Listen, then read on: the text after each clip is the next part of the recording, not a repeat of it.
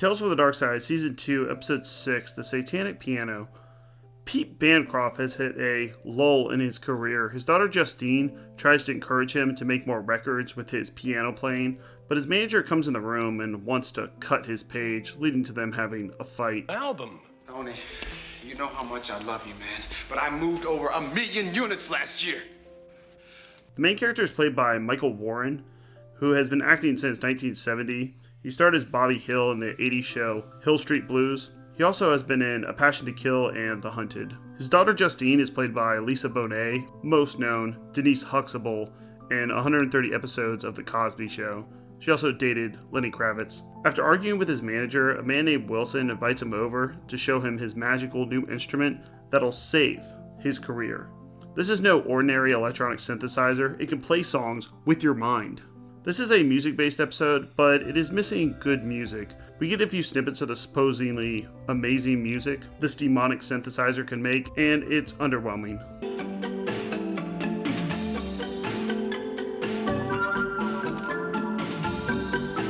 This is no Beethoven, and you think they could at least use some stock music.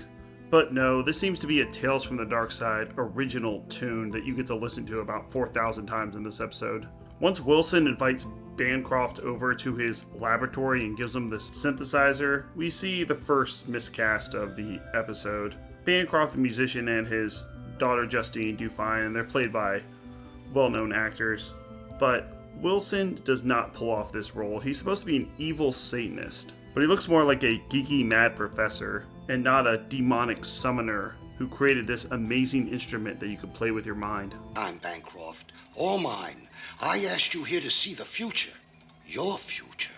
Capture that vanishing moment the muse loaned you only a split second ago.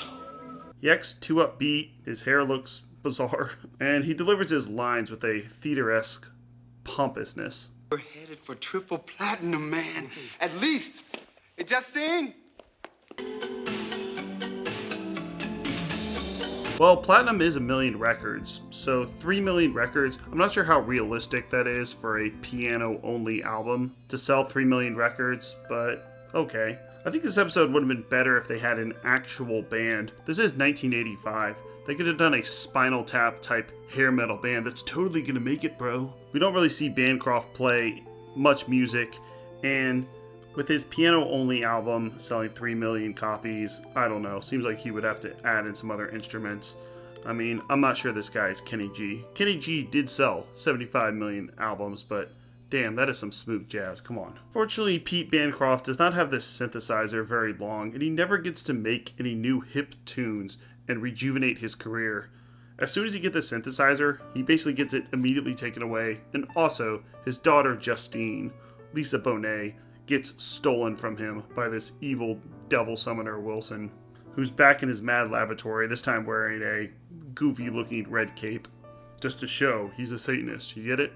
He doesn't look like a Satanist, but he is. This episode is definitely below average, with a more menacing villain rather than this guy Wilson. I could possibly see it being bumped up to a 5. But he looks and acts more like a creepy band teacher, and there's several instances in this episode where it's clear he's reading cue cards. I mean, his eyes do not move, and they're just staring off screen, obviously reading, like a SNL skit. Element I need to truly reach the majestic. Put it bluntly, Bancroft. And it ends like a 50s monster movie. Pete's hand gets burned, the only real violent thing that happens in this episode. And the whole thing goes up in smoke with the Satanist Wilson cackling. The laboratory being destroyed when Pete uses the power of his mind. Since the synthesizer creates music with his mind, he uses the power of his mind to blow the whole thing up. You're delirious. Delirious? Oh, yes! I am delirious. Okay, so where to even start? Well, it was a tale from the dark side. It tried to do something scary. And it had someone talking about souls and how Pete doesn't have a soul, but his daughter Justine, she has a pure, innocent soul, so that's good. That's a Tales from the Darkside classic, talking about souls. But it does feel pointless. Pete gets this machine to kickstart his career, and yet not only does he not even get to kickstart his career, he only has it for like 2 minutes in this episode, before it immediately gets taken away. by Wilson. This happens so fast that there's not even a build-up of he gets the instrument, his career starts taking off, he starts making millions of dollars, selling millions of records, and then something goes wrong, and he doesn't realize he signed this contract to sell his daughter Justine. None of that really happens. I think that's what we're supposed to assume happens, but we don't see any of that. He gets the machine for a couple minutes, then his daughter gets stolen immediately. So this is going to get a 3 out of 10. All the other reviews give it a 5.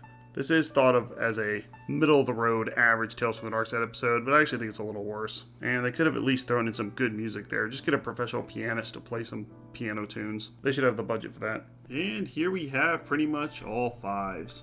Just all too forgettable.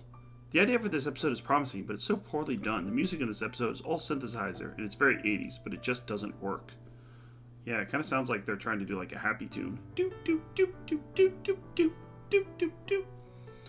This episode is very hard to remember, even after you watch it, because of its uninspired plot and uninteresting ending. The big drop down from the previous episode, but not entirely horrible. If you forgive its faults, it's not a bad way to spend 20-odd minutes. I wouldn't necessarily recommend it, but if you're in the room while it's on, at least you're not angry at it for insulting your intelligence. Okay, yeah, sure. If it's just on in the background, you don't watch it, yeah. We're going triple platinum at least. Yeah, I thought that was kind of corny too. He's going devil without a cause. Platinum. Pete discovers that Wilson has made a strange-looking electronic keyboard, which can read the thoughts of a musician and turn them into music.